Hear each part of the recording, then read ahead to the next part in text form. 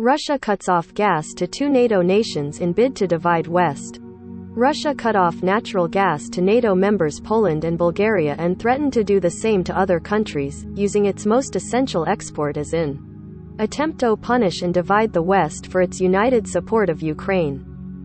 POKROVSK, Ukraine, Russia cut off natural gas to NATO members Poland and Bulgaria on Wednesday and threatened to do the same to other countries, using its most essential export in what was seen as a bid to punish and divide the West over its support for Ukraine. The move, condemned by European leaders as blackmail, marked a dramatic escalation in the economic war of sanctions and counter-sanctions that has unfolded in parallel to the fighting on the battlefield. The tactic, coming a day after the US and other Western allies vowed to rush more and heavier weapons to Ukraine, could eventually force targeted nations to ration gas and could deal another blow to economies suffering from rising prices. At the same time, it could deprive Russia of badly needed income to fund its war. Poland has been a major gateway for the delivery of weapons to Ukraine and confirmed this week that it is sending the country tanks. Just hours before Russia's state energy giant Gazprom acted, Poland announced a new set of sanctions against the company and other Russian businesses and oligarchs.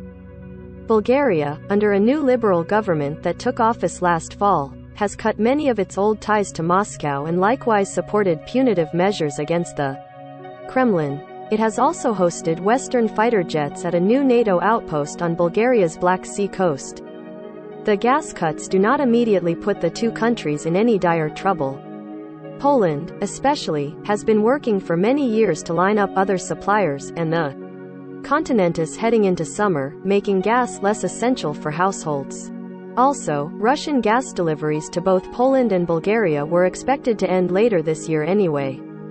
Still, the cutoff and the Kremlin warning that other countries could be next sent shivers of worry through the 27-nation European Union. Germany, the largest economy in the continent, and Italy are among Europe's biggest consumers of Russian natural gas, though they, too, have been taking steps to reduce their dependence on Moscow. It comes as no surprise that the Kremlin uses fossil fuels to try to blackmail us, said EU Commission President Ursula von der Leyen. Today, the Kremlin failed once again in his attempt to sow division amongst member states. The era of Russian fossil fuel in Europe is coming to an end. Gazprom said it shut off the two countries because they refused to pay in rubles, as President Vladimir Putin has demanded of unfriendly nations. The Kremlin said other countries may be cut off if they don't agree to the payment arrangement. Most European countries have publicly balked at Russia's demand for rubles, but it is not clear how many have actually faced the moment of decision so far. Greece's next scheduled payment to Gazprom is due on May 25, for example, and the government must decide then whether to comply. Polish Prime Minister Mateusz Morawiecki told his country's parliament that he believes Poland's support for Ukraine, and the new sanctions imposed by Warsaw on Tuesday, were the real reasons behind the gas cutoff. Bulgarian Prime Minister Kirill Petkov called the suspension blackmail, adding, "We will not succumb to such a racket." Ukrainian President Volodymyr Zelensky said that Russia views gas as a weapon for political blackmail and sees a united Europe as a target. On the battlefield, fighting continued in the country's east along a largely static front line some 300 miles, 480 kilometers, long. Russia claimed its missiles hit a batch of weapons that the US and European nations had delivered to Ukraine. One person was killed and at least two were injured when rockets hit a residential neighborhood in Kharkiv. Western officials, speaking on condition of anonymity to discuss intelligence findings, said Russia has made slow progress in the eastern Donbass region, with minor gains, including the capture of villages and small towns south of Izium and on the outskirts of Rubizhne. Serhiy Haidai, the governor of the Luhansk region, conceded that Russia has made minor progress in its advance on Rubizhne through its nearly constant bombardment, but that Ukrainian troops are fighting back and retreating only when there is nothing left to defend. There is no point in staying on territory that has been fired on so often that every meter is well known, he said.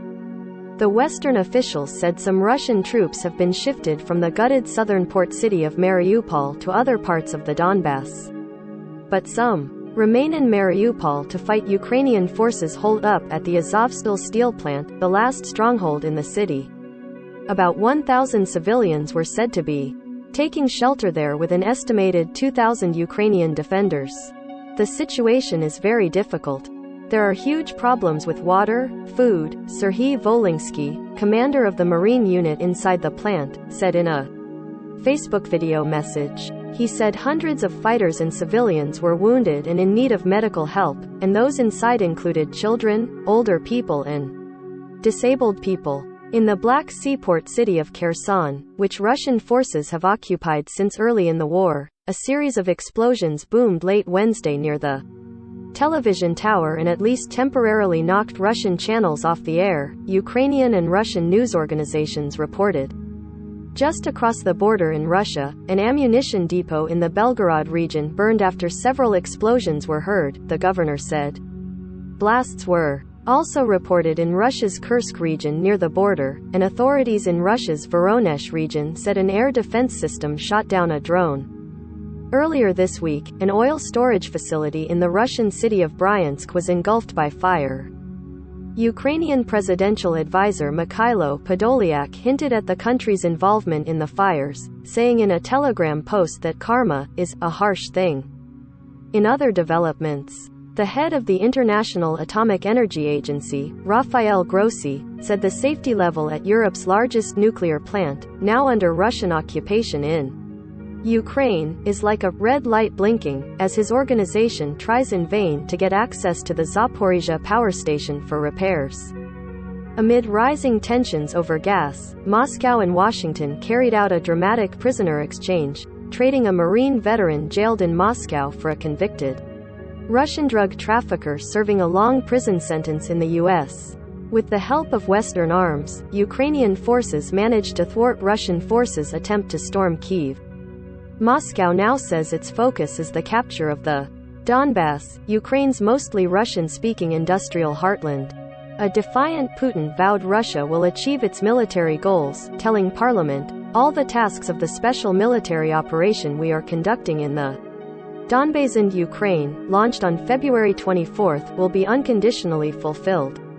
Simone Tagliapietra, senior fellow at the Bruegel think tank in Brussels, said Russia's goal in cutting off the flow of gas is to divide and rule, pit European countries against one another as they cast about for energy.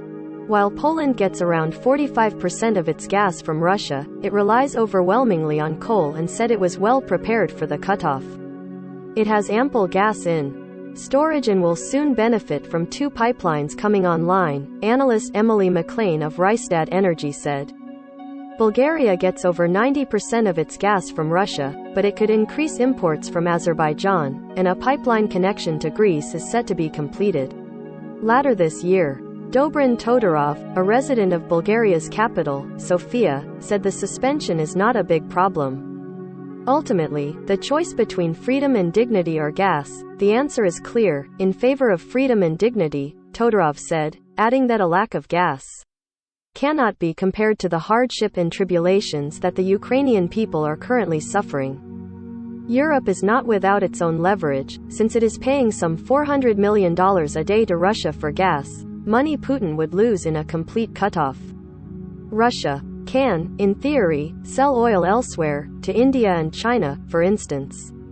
But it doesn't have the necessary pipelines in some cases, and it has only limited capacity to export gas by ship. The move that Russia did today is basically a move where Russia hurts itself, von der Leyen said. Gambrel reported from Lviv, Ukraine, and Jera reported from Warsaw, Poland. Associated Press journalists Jill Lawless in London, Uras Karmanow in Lviv, David Keaton in Kyiv, Alexander Stashevsky at Chernobyl, Mstislav Chernov in Kharkiv, and AP staff around the world contributed to this report. Follow AP's coverage of the war in Ukraine. https://apnews.com/hub/Russia-Ukraine